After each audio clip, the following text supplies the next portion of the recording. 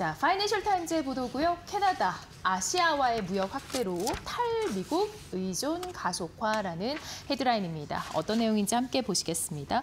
자, 카니 총리가 이제 트루도 총리 다음으로 이제 임명이 된 총리인데 인도와 중국과의 협력 재개를 선언을 했죠. 그러면서 목표를 밝힌 게 지금 비미국권 무역 향후 10년 내에 3천억 달러 확대를 지금 목표로 밝혔습니다. 사실 지금 캐나다랑 미국이랑 그렇게 좋은 상황은 아닙니다. 그렇죠? 네. 이 가운데 지금 다시 협상이 재개가 되긴 했지만 관세 협상 또한 지금 마무리가 되지 않지 않았습니까? 네, 맞습니다. 그러니까 사실은 일반적으로 만약에 주위에 계신 분들 중에서 미국인들한테 너네 나라는 어떤 나라를 가장 좋아하고 어떤 나라를 우방국가로 인정하느냐 물으면 대부분이 캐나다라고 답할 것입니다. 그래서 영국이 아니야? 아니, 우리 캐나다와 친해. 심지어 캐나다는 이렇게 국경도 맞닿아 있는데 거의 국경이라고 할 수 있는 경비대 수준에 이렇게 군인도 배치하지 않는 그런 수준입니다. 미국과 멕시코는 같이 국경을 맞닿아 있지만 멕시코에서는 불법 이민자들이 오는 문제가 있어가지고 거의 엄청난 전쟁 수준의 특히 트럼프가 임기를 시작하면서 1기 때도 그렇고 2기 때도 그렇고 멕시코의 불법 근로자들 오는 것에 대해서 철저하게 단속을 하고 있습니다. 근데 캐나다는 그런 수준은 아니거든요. 그런 관점에서 미국 사람들은 대부분 캐나다를 최우방 국가로 생각을 하는데 트럼프 정부 같은 경우 이번에 접어들면서 뉴스로 많은 분들 아시겠지만 지금의 카니 총리 말고 그전에 트레도 총리가 있을 시절에 결국 정상끼리는 이제 통화를 하는데 정상끼리 통화를 하면서 둘 다 영어를 쓰니까요. 거의 욕설 수준의 통화가 있었다. 이게 충격적이지 않습니까? 우리가 4인 간에도 통화를 하면서 기분이 나쁜다 할지라도 그렇게 그 욕설 수준의 대화를 잘 하진 않는데 양국의 정상들이 그런 수준의 대화를 했다는 것은 얼마나 그 대화가 험악했으며 양국의 어떤 입장이 팽팽했는가 알 수 있는데 트레도 총리의 후임인 이제 카니 총리 역시 여전히 좀 전에 들으신 대로 미국과 캐나다의 무역 협정이 완료가 안 됐어요. 우리나라도 완료가 안 됐죠. 캐나다 완료가 안 됐다는 사실을 보면서 와, 여전히 큰 진통을 겪고 있구나라는 걸 알 수 있고 그래서 캐나다의 카니 총리는 우리나라가 더 이상 미국의 얽매일 수는 없겠다. 그렇다면 다른 활로를 찾아야 되니까 미국의 어떤 무역보다는 다른 국가의 무역에 대해서 더 활로를 뚫어야겠다. 이렇게 이제 생각하고 있다고 파이낸셜 타임스가 이제 길게 이제 보도를 했습니다. 네, 미국의 대통령을 바꿀 수는 없으니 이제 무역 비중을 줄이겠다 이런 의도로 보이거든요. 예, 네. 맞습니다.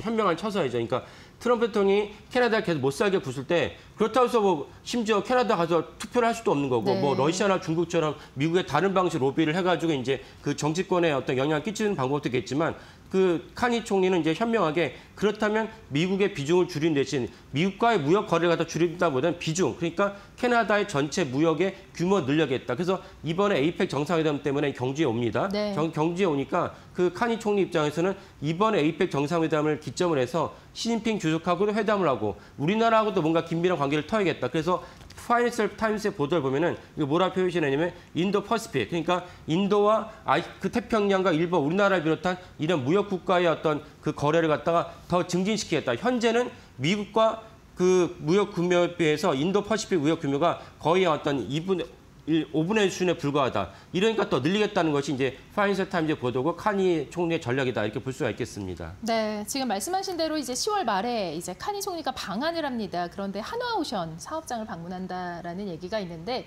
캐나다와 한화오션 어떤 연결고리가 있는지 잘 모르시는 분들을 위해서 좀 설명을 부탁드릴게요. 예, 그래서 네.